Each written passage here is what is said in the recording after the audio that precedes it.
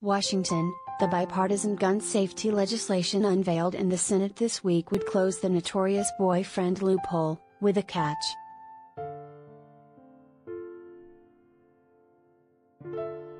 Dating partners convicted of domestic violence misdemeanors would lose their gun rights under the proposal, but only for 5 years.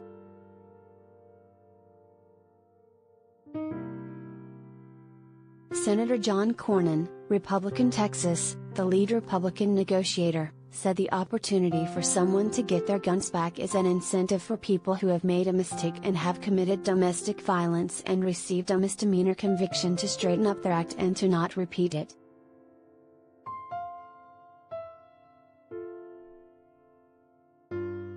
"70 women are shot by intimate partners every month, on average, according to an analysis of Centers for Disease Control and Prevention data by the gun control organization Everytown for Gun Safety."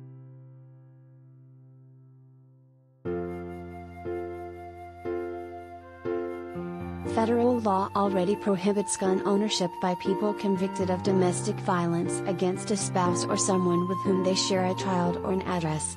Dating partners living separately have been exempted from the ban. That's why gun control advocates call it the boyfriend loophole.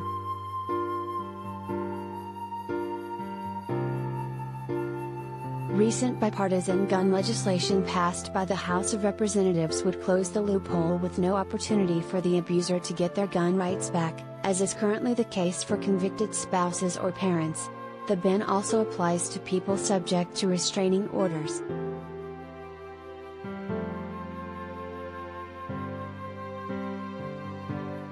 Last week the senators working on the deal said the boyfriend loophole was one of their final major obstacles. Adopting a temporary gun ownership ban instead of a permanent one apparently helped close the deal.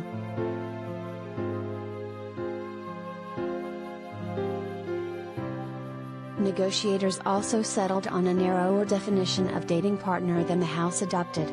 The new definition considers the length and nature of the relationship and the frequency and type of interaction between the individuals involved, whereas the House bill specified it didn't matter if there had been any sexual contact in the relationship.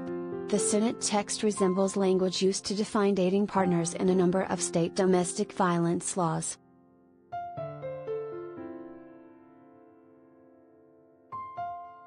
"We are closing the boyfriend loophole," Senator Chris Murphy, Democrat Connecticut, the lead Democratic negotiator, said Tuesday. "In states that have taken this step already, there are 10% fewer intimate partner deaths."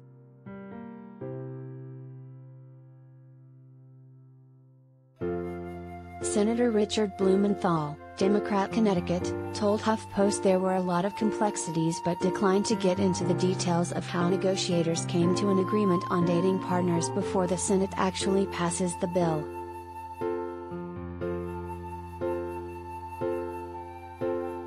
"It's like asking a surgeon to talk about the operation in the middle of the procedure," Blumenthal said.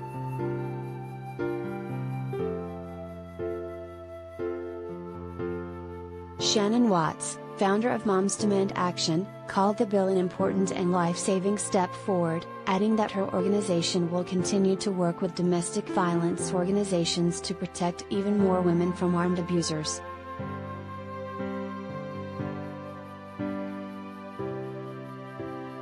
The border bill, which would require greater scrutiny of teenage gun buyers and provide funding for mental health services, school security and state crisis intervention orders, cleared a procedural vote on Tuesday and could pass the Senate as soon as later this week.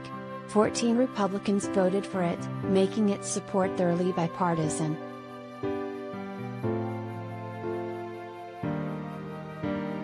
Democrats who had pushed to close the boyfriend loophole praised the bill.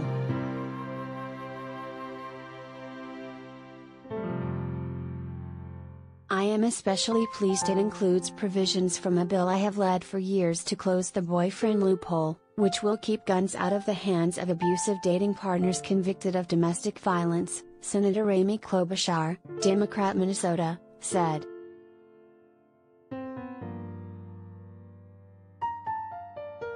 In the past, the National Rifle Association and Republicans have opposed closing the boyfriend loophole. Last year, Senator Steve Daines, Republican Montana, questioned whether a misdemeanor should stand as the line crossed for an individual to lose a constitutional right.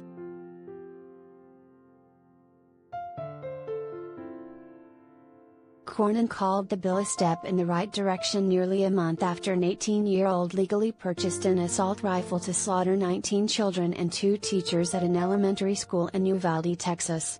Democrats had sought restrictions on rifle sales to people under 21, but the negotiator settled on the enhanced background checks instead. Cornyn suggested that the mental health provisions could prevent future teenage gunmen like the Uvalde killer.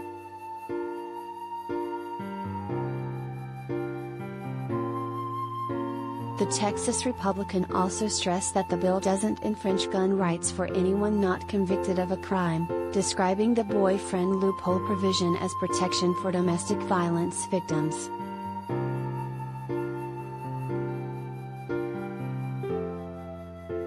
It shouldn't matter whether a person is married to their abuser, if the abuser is convicted of domestic violence, and many people have what I would call non-traditional relationships, whether they are living together, they have a child together, or whether they just have a long-term romantic or intimate relationship, Cornyn said.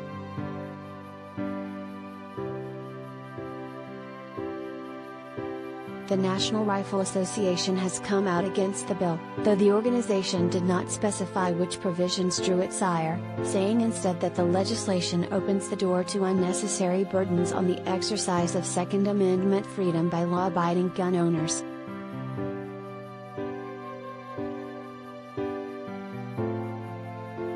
The legislation's various background check and domestic violence provisions are likely popular with voters, as Cornyn noted Tuesday, pointing to recent polling.